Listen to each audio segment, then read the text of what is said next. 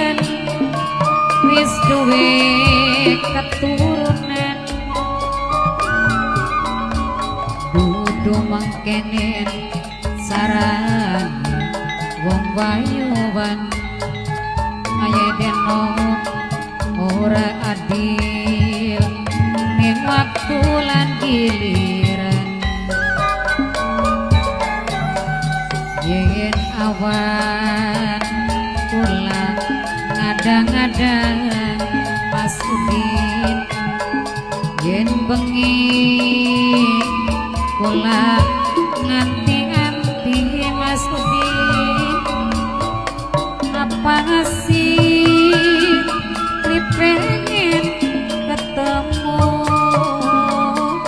anak sampean wis bisa mesem gemuyung kula trimani kenyataan Mas Udin bokat wis takdire wayuwangan Mas Udin nasibe dadi istri enom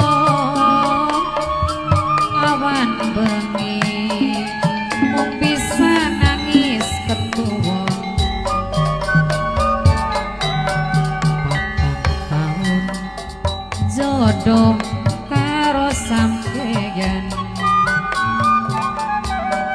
sampeyan wis duwe keturunan dudu mangkene saran wong wayuwan ayang isna ora adil amisna ning waktu lan gilir